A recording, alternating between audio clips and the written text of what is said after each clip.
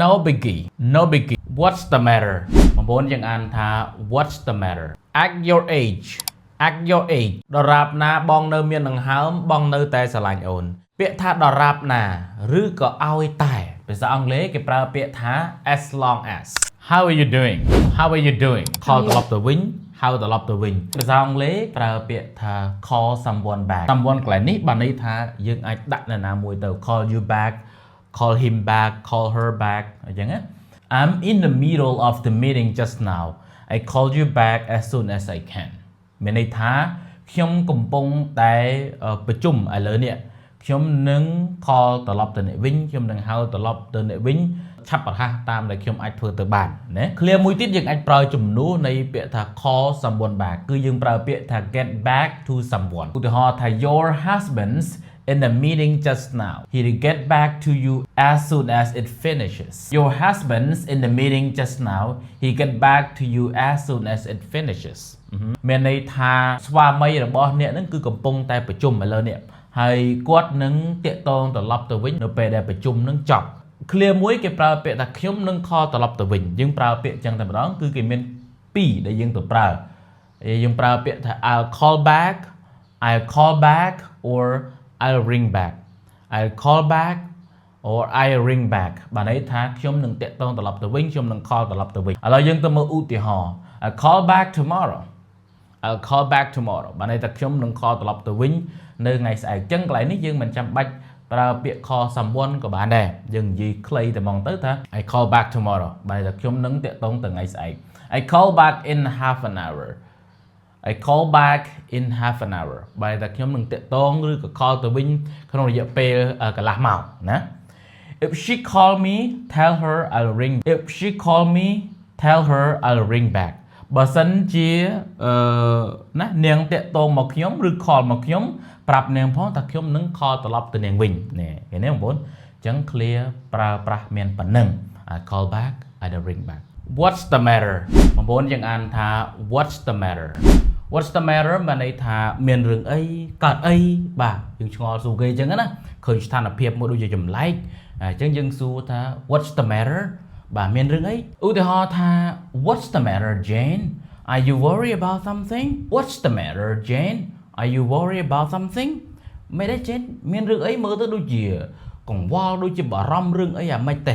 ណាអញ្ចឹងយើងប្រើពាក្យនេះនៅពេលដែលយើង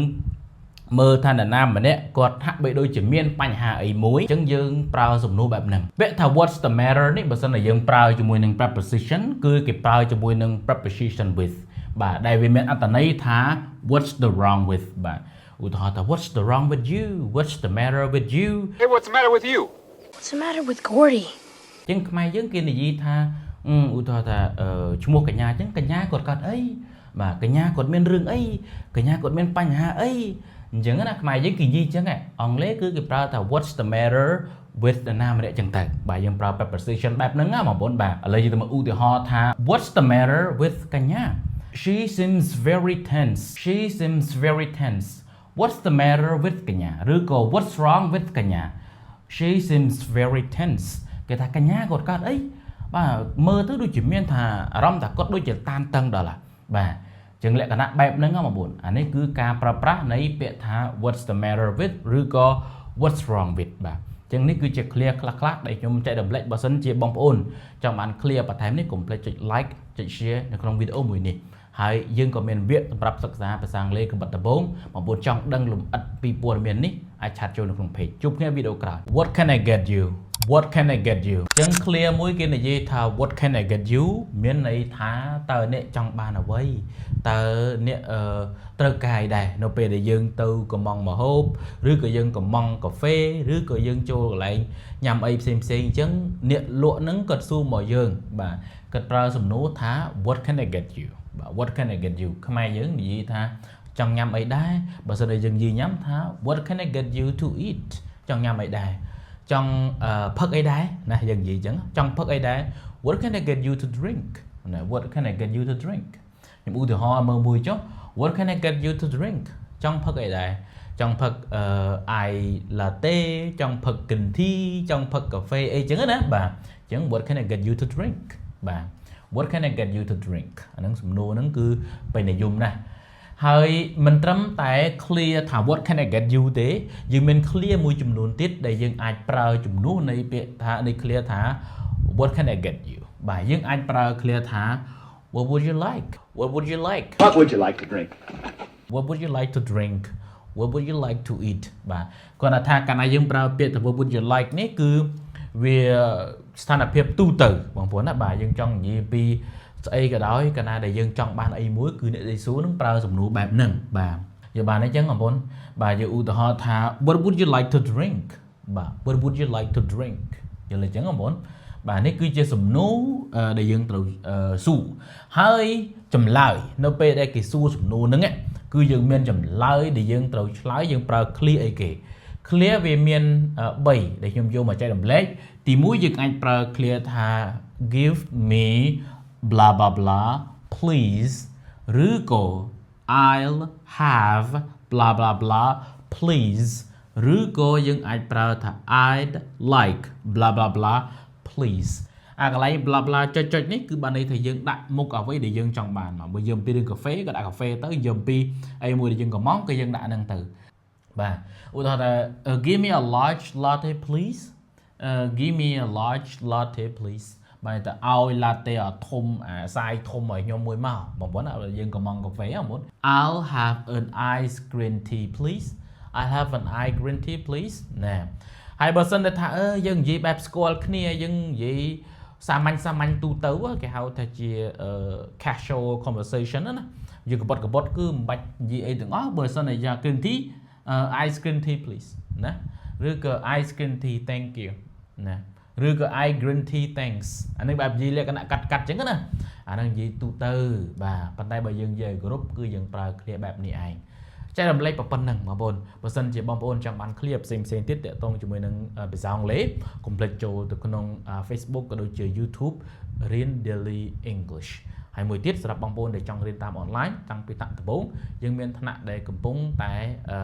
ដំណើរការគឺថ្នាក់ ABC សម្រាប់បងប្អូនដែលអត់ទាន់ចេះសោះចង់ដឹងព័ត៌មានបន្ថែមឆាតចូលនៅក្នុង comment How are you doing How are you doing How are you doing នេះគឺជា clear មួយដែលយើងប្រើសម្រាប់សួរសុខទុក្ខនរណាម្នាក់យើងធ្លាប់តែឮ clear ថា How are you មែនទេបងប្អូនបាទប៉ុន្តែ clear ដែលគេពេញនិយមខ្លាំងមួយទៀតនោះសម្រាប់ native speaker គឺគេប្រើ clear ថា How are you doing មានន័យដូចគ្នាអញ្ចឹងដែរថាសុខសប្បាយជាទេមិនដែរសុខទុក្ខអីមិនដែរបងប្អូនណាបាទឥឡូវយើងទៅមើលឧទាហរណ៍គេនិយាយថា Hey how are you doing today Hey how are you doing today បានន័យថា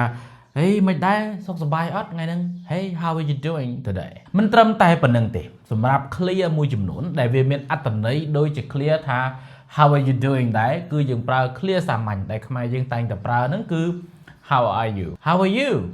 How are you Jane How are you Jake How are you កញ្ញាអញ្ចឹងជាដើមអញ្ចឹងទៅអញ្ចឹងពាក្យ How are you ក៏អត្ថន័យដូចគ្នាមិញដែរថាសុខសប្បាយជាទេ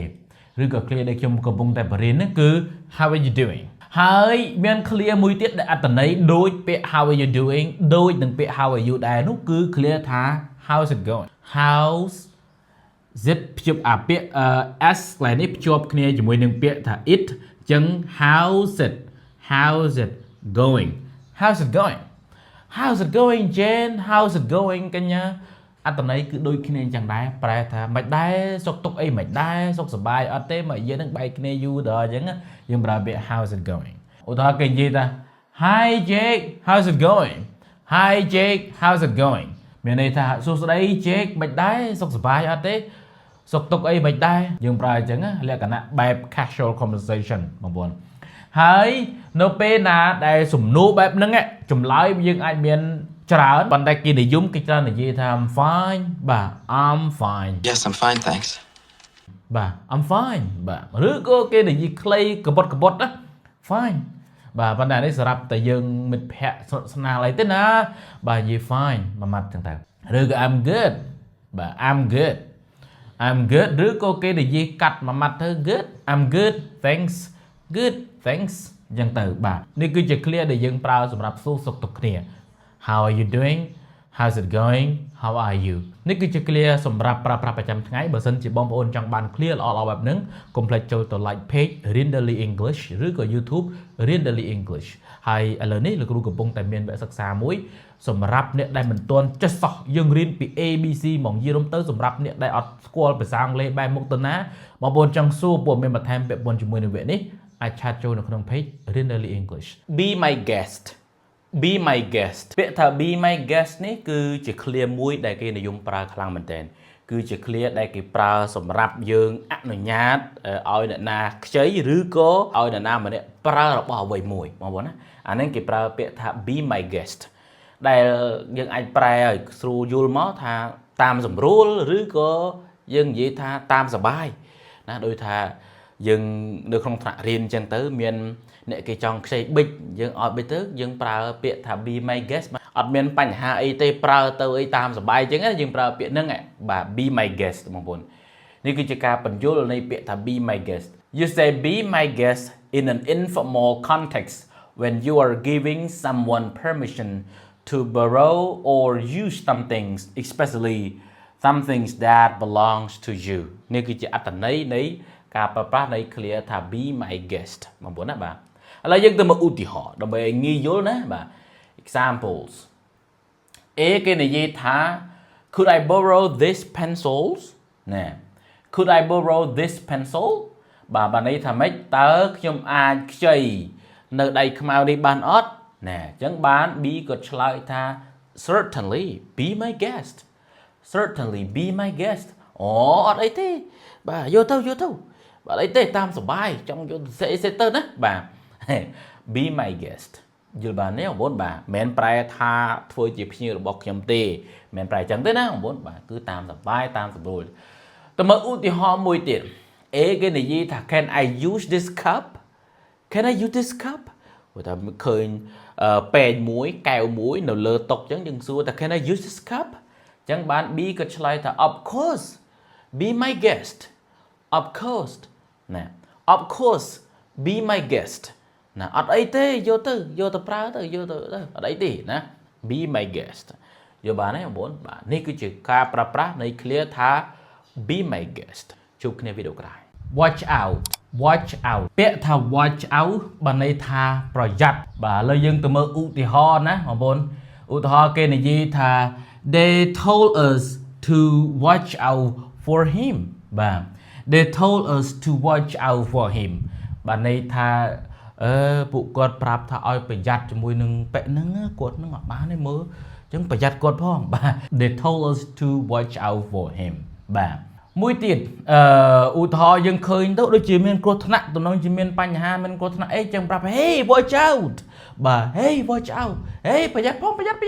ណែចឹងបងប្អូនអាចប្រើជាលក្ខណៈដូចដាស់តឿននរណាម្នាក់ត្រឹមតែនិយាយពាក្យ watch out ក៏បានឬក៏យើងអាចភ្ជាប់នៅក្នុងប្រយោគដែលប្រែថា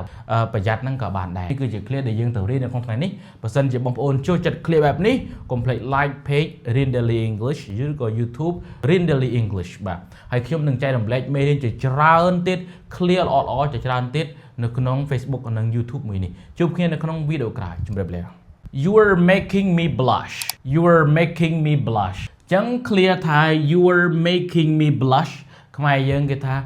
ធ្វើឲ្យខ្ញុំអ៊ីននេះធ្វើឲ្យខ្ញុំអ៊ីនឡើងមុខក្រហមឥឡូវតោះទៅមើលឧទាហរណ៍មកបងប្អូនបាទគេនិយាយថា you are making me blush with all these compliments you are making me blush with all these compliments ចឹងពាក្យថា making me blush បានន័យថាអ្នកធ្វើឲ្យខ្ញុំអ៊ីន with all this compliment ពាក្យថា compliments បានន័យថាការសរសើរណាបាទចឹងការសរសើរទាំងនេះអ្នកធ្វើឲ្យខ្ញុំ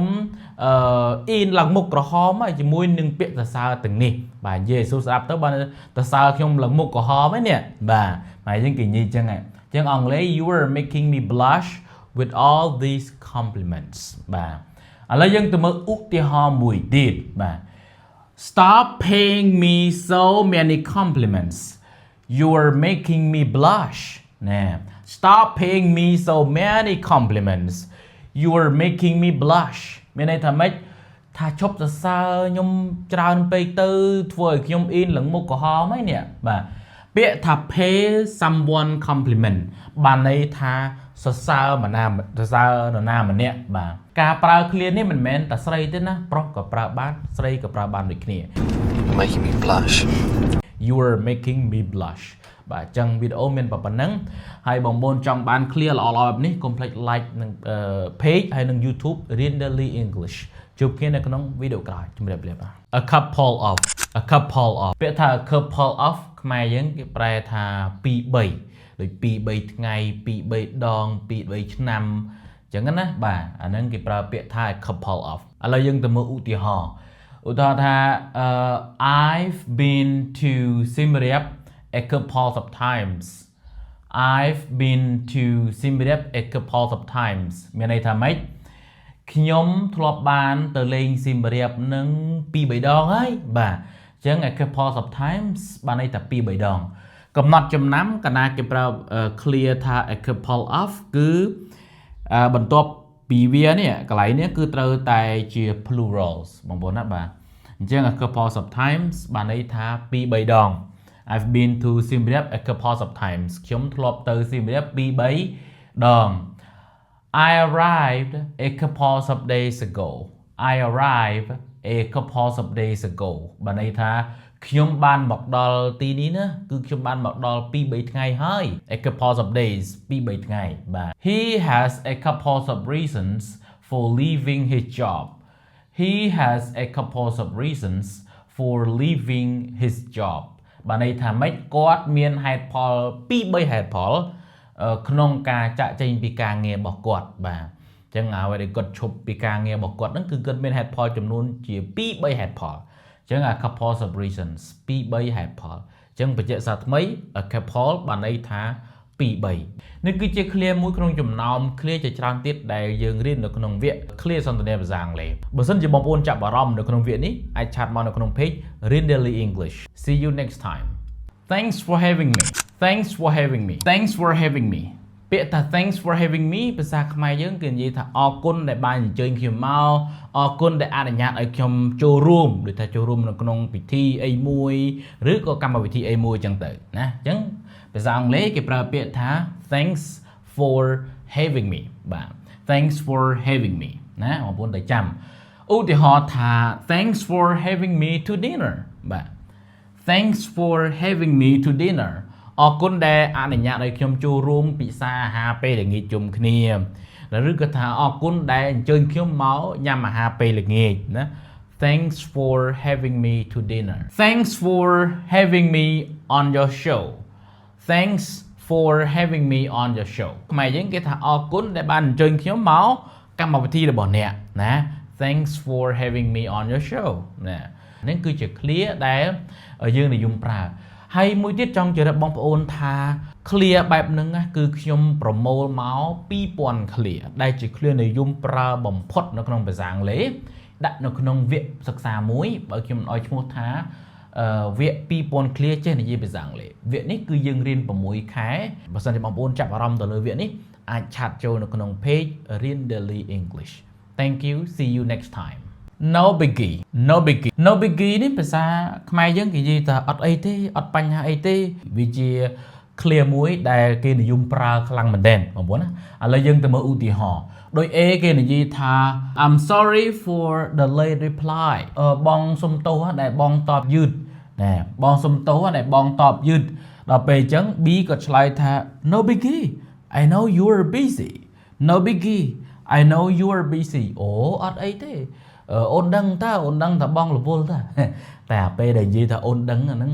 ទៅស្រួលប្រហែលទេណាបងប្អូនបាទតែគាត់ឆ្លើយទៅអីទេអូនដឹងតែបងរវល់តាអញ្ចឹង no biggie បានន័យថាអត់អីទេអត់មានបញ្ហាអីទេដោយបងប្អូនបានឃើញនៅក្នុងវីដេអូស្រាប់អញ្ចឹងនេះគឺជា clear ដែលយើងត្រូវប្រើហើយគេនិយមប្រើណាបងប្អូនបាទសម្រាប់ជនបរទេសគឺចូលចិត្តប្រើពាក្យហ្នឹងមែនទែន no biggie បងប្អូនណាបាទចឹង clear បែបហ្នឹងល្អៗជាច្រើនដែលខ្ញុំបូកផ្សំបង្រួមចូលគ្នាមាន2000 clear នៅក្នុងវគ្គសិក្សាមួយឲ្យឈ្មោះថាវគ្គ2000 clear ចេះនិយាយភាសាអង់គ្លេសបងប្អូនចាប់អារម្មណ៍សិក្សាវគ្គនេះអាចឆាតមកនៅក្នុង page Rindalee English Thank you see you next time No cap ពាក្យ no cap បងប្អូនគេនិយមប្រើមែនទែនបងប្អូនចឹងពាក្យ no cap ខ្មែរយើងគេនិយាយថាយីមែនអត់កុហកទេឬនឹងខ្ញុំយីមែនអត់កុហកទេ ស្មើនឹងពាក្យថា seriously I'm not joking បាទប៉ុន្តែនេះគឺសម្រាប់យើងនិយាយកើផ្លូវការនិយាយជាមួយមិត្តភ័ក្តិនិយាយជាមួយនឹងអ្នកដែលស្គាល់គ្នាចិត្តដិតអីចឹងណាលេងឆាតអីលើ social media អីចឹងណាគឺយើងប្រើហ្នឹងមិនអាចយកទៅប្រើជា formal ផ្លូវការឲ្យបានទេបងប្អូនតែឥឡូវយើងទៅមើលឧទាហរណ៍គេថា This is the best នំបញ្ចុក I've ever had no cap ណែ This is the best នំបញ្ចុក I ever had no cap នំបញ្ចុកនេះយើងអាចនិយាយភាសាអង់គ្លេសប្រើពាក្យខ្មែរ noodles ក៏បានដែរណាប៉ុន្តែខ្ញុំនិយាយនំបញ្ចុកចឹងតែហ្មងទៅបាទអញ្ចឹង This is the best នំបញ្ចុក I've ever had no cap គេថានេះគឺជានំបញ្ចុកដែលឆ្ងាញ់ដែលខ្ញុំធ្លាប់ញ៉ាំហ្នឹងនិយាយមែនព្រោះចង់ដឹងថាឆ្ងាញ់សាកមកទៅឆ្ងាញ់ណាស់និយាយមែនណាអត់កុហកទេ no cap បាទអត់កុហកនិយាយមែន no cap មួយទៀតឧទាហរណ៍ថា I got an A on the English test no cap I got an A on the English test no cap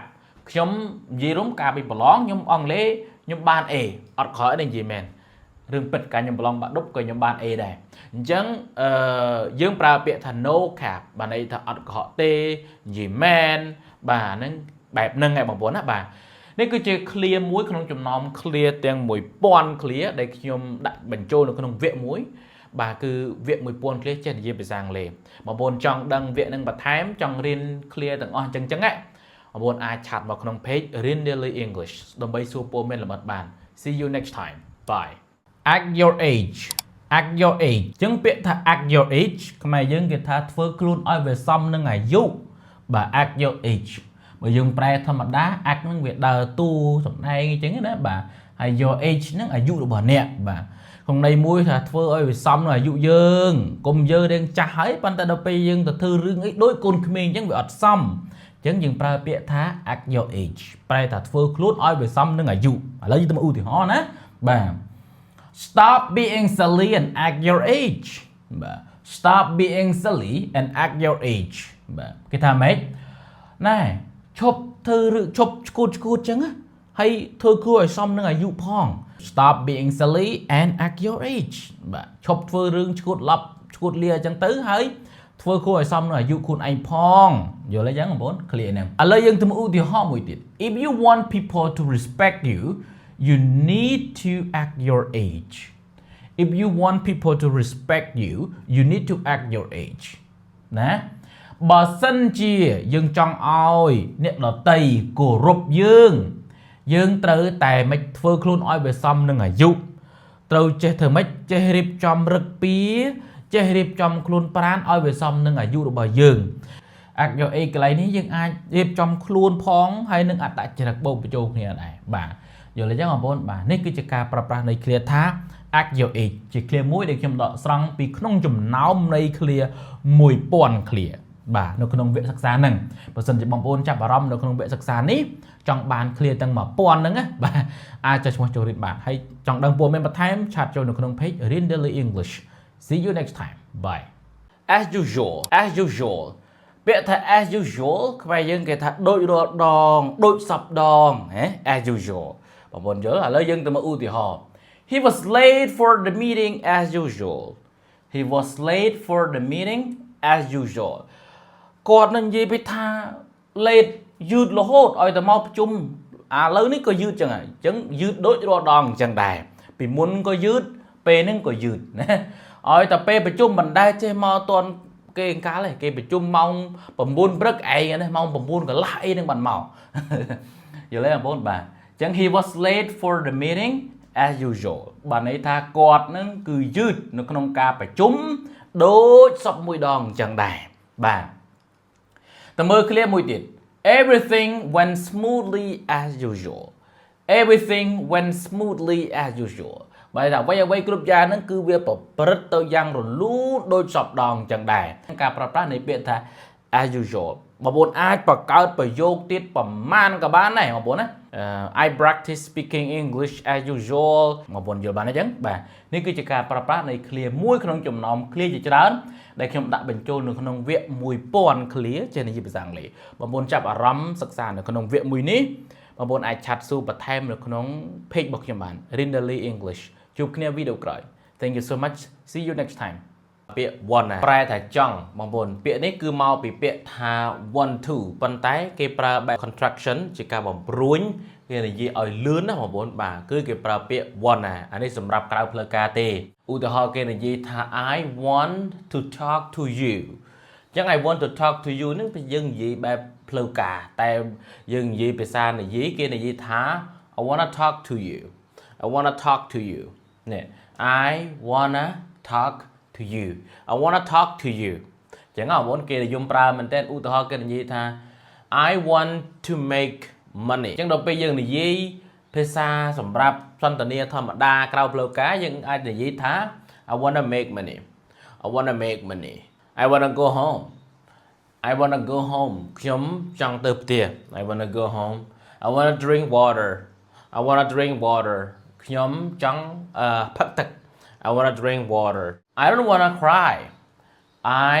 don't wanna cry បាទ I don't wanna cry ខ្ញុំអត់ចង់យំទេអូអត់ទេអត់មែនអេទៅខ្ញុំយំទេ I don't wanna cry បាទ I wanna learn English I wanna learn English ខ្ញុំចង់រៀនភាសាអង់គ្លេស I wanna learn English I wanna learn English ខ្ញុំចង់រៀនភាសាអង់គ្លេសបាទអញ្ចឹងនេះគឺជារបៀបខ្លះៗដែលយើងនឹងបង្រៀននៅក្នុងវគ្គសន្ទនាបងប្អូនណាបាទនៅក្នុងវគ្គសន្ទនាគឺខ្ញុំដាក់មេរៀនច្រើនមែនតើប៉ុន្តែក្នុងមេរៀនទាំងអស់នោះក៏មានចំណុចមួយនឹងដែរខ្ញុំនឹងបរៀននៅក្នុងវគ្គ Speaking Master បងប្អូនចាប់អារម្មណ៍ចង់រៀននៅក្នុងវគ្គនេះគឺវគ្គសន្ទនាភាសាអង់គ្លេសអាចឆាតមកនៅក្នុង page រៀន Daily English See you next time bye gonna ពាក្យ gonna នេះមកពីពាក្យថា going to បានន័យថានឹងគេប្រើសម្រាប់សកម្មភាពអនាគតកាលបងប្អូនណាបាទគេនិយាយបែបលក្ខណៈឲ្យលឿនបងប្អូនជាប្រភេទនៃ contraction បាទឥឡូវយើងទៅមើលឧទាហរណ៍គេនិយាយថា I'm going to sleep now បាទ I'm going to sleep now អញ្ចឹងបែបយើងនិយាយភាសាក្រៅផ្លូវការយើងនិយាយរៀងលឿនថា I'm gonna sleep now I'm gonna sleep now bye I'm gonna sleep now បាទ I'm gonna sleep now បានន័យថាខ្ញុំនឹងទៅគេងឥឡូវនេះហើយបាទ I'm gonna sleep now ឧទាហរណ៍គេនិយាយថា Are you gonna eat that Are you gonna eat that គេសួរ Are you gonna eat that ដូចថាមើលម្ហូបនឹងទៅវាដូចគួរឲ្យខ្ពើមដូចគួរអីប៉ុន្តែគាត់ម្រងដូចជាម្រងចង់ញ៉ាំអាហ្នឹងអញ្ចឹងក៏សួរបញ្ជាក់ថា Are you gonna eat that មិនញ៉ាំអាហ្នឹងមែន You gonna eat that Everything is gonna be okay បាទ Everything is gonna be okay Don't worry Everything is gonna be okay អត់អីទេគ្រប់យ៉ាងទាំងអស់គឺវានឹងធម្មតាវានឹងអូខេអូខេ I'm gonna call you later I'm gonna call you later I'm gonna call you later I'm gonna call you later ខ្ញុំនឹងcall ទៅអ្នកហៅទៅអ្នកនឹងពេលក្រោយកំណត់ចំណាំមួយបងប្អូនណាបាទកាលណាគេប្រើពាក្យ going to ដែលយើងអាច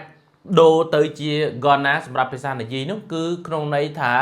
ប្រែថានឹងប៉ុន្តែបើសិនជាប្រែថាទៅ going to ដែលប្រែថាទៅនោះយើងមិនអាចដូរបានទេឧទាហរណ៍ថា I am going to school ចឹងយើងមិនអាចនិយាយថា I'm gonna school no អត់អាចនិយាយចឹងបានទេប៉ុន្តែបើសិនតែយើងចង់និយាយថាខ្ញុំនឹងទៅសាលាគឺយើងប្រើបែបនេះ I'm gonna go to school I'm gonna go to school ពីព្រោះពាក្យ gonna ឡើយនេះប្រែតែនឹងពាក្យ go ឡើយនេះគឺប្រែតែទៅ I'm gonna go to school ខ្ញុំនឹងទៅសាលារៀន I'm gonna go to school យល់បានអញ្ចឹងបាទនេះគឺជាចំណុចខ្លះដែលខ្ញុំនឹងចែករំលែកនៅក្នុងវគ្គសិក្សា Speaking Master វគ្គសន្ទនាភាសាអង់គ្លេសបងប្អូនណាអញ្ចឹងបើសិនជាបងប្អូនចាប់អារម្មណ៍នៅក្នុងវគ្គសន្ទនាភាសាអង់គ្លេសចង់ចុះឈ្មោះចូលរៀនអាចឆាតមកនៅក្នុង page រៀន Daily English See you next time bye ស្រួលដូចបកចេក a piece of cake ជាខ្មែរយើងគេថារឿងបើថាស្រួលអត់មានអីបបាយទេស្រួលដូចបកចេកហ្មងអង់គ្លេសគេប្រើ clear មួយគេហៅថា a piece of cake យើងទៅមើលឧទាហរណ៍ For him taking test is a piece of cake For him taking test is a piece of cake អូសម្រាប់គាត់នឹងបើធ្វើមកតេស្តប៉ុណ្ណឹងស្រួលដូចបកចេកអូខេយល់បានទេបងប្អូនបាទអញ្ចឹងពាក្យថា piece of cake បានន័យថា very very easy បាទឧទាហរណ៍មួយទៀតថា This is a piece of cake for you This is a piece of cake for you អូរឿងនេះបើសម្រាប់គាត់វិញអត់បញ្ហាទេស្រួលណាស់ស្រួលដូចបកចេកទៅបងឲ្យគាត់ធ្វើទៅបាទអញ្ចឹង This is a piece of cake for you អញ្ចឹងកំណត់ចំណាំ clear ថា a piece of cake ហ្នឹងគឺជា clear ដែលគេ ប្រើភ្ជាប់គ្នាបែបហ្នឹងតែម្ដងដែលមានន័យថា very easy ស្រួលដូចបកជែកបាទនេះគឺជា clear មួយក្នុងចំណោម clear ទាំង 1000 clear ដែលខ្ញុំប្រមូលដាក់បញ្ចូលគ្នានៅក្នុងវគ្គមួយឲ្យឈ្មោះថា 1000 clear ចេះនិយាយភាសាអង់គ្លេសបងប្អូនចាប់អារម្មណ៍សិក្សានៅក្នុងវគ្គនេះអាចចាត់ចូលនៅក្នុង page Renderly English see you next time bye ដរាបណាបងនៅមានដង្ហើមបងនៅតែស្រឡាញ់អូនពាក្យថាដរាបណាឬក៏ឲ្យតែភាសាអង់គ្លេសគេប្រើពាក្យថា as long asអូខេ as long as ដរាបណាឬក៏ឲ្យតែឧទាហរណ៍ថា I will love you as long as I breathe I will love you as long as I breathe បងនឹងនៅតែស្រឡាញ់អូនដរាបណាលកឹកណាបងនៅមានដង្ហើមបាទឲ្យតែបងនៅមានដង្ហើមគឺបងនៅតែស្រឡាញ់អូនអត់អាចមានអ្នកថ្មីទេបាទព្រានតែហ្នឹងឯងសម្ដីនេះបាទអូខេ I will love you as long as I breathe បាទអញ្ចឹងពាក្យថា breathe បានន័យថាដកដង្ហើមអញ្ចឹង clear ហ្នឹងគេប្រើបែបហ្នឹងយើងទៅមើលប្រយោគមួយទៀត as long as I have you I have everything as long as I have you I have everything ឲ្យតែបងមានអូនគឺបងមានអ្វីគ្រប់យ៉ាងទាំងអស់បាទណាភាសាស្នេហាបង as long as I have you I have everything បាទលកឹកណាបងនៅមានអូនគឺបងមានអ្វីគ្រប់យ៉ាងទាំងអស់ I have everything មានអ្វីគ្រប់យ៉ាងទាំងអស់បាទន័យថាលែងចង់បានអីទៀតណាមានតែអូនម្នាក់គឺគ្រប់គ្រាន់ហើយបងលែងចង់បានអីទៀតហើយណាអីគេបងអញ្ចឹង clear ហ្នឹងប្រើបែបហ្នឹងណាបាទនេះគឺជា clear មួយដែលក្នុងចំណោម clear ជាច្រើនដែលខ្ញុំដកស្រង់មកពីវគ្គសិក្សាមួយឲ្យឈ្មោះថា1000 clear ចេះនិយាយភាសាអង់គ្លេសបងប្អូនចង់ចុះឈ្មោះចូលរៀនចាប់អារម្មណ៍ទៅលើវគ្គសិក្សាមួយនេះអាចឆាតចូលនៅក្នុង page របស់លោកគ្រូបាន Renderly English see you next time bye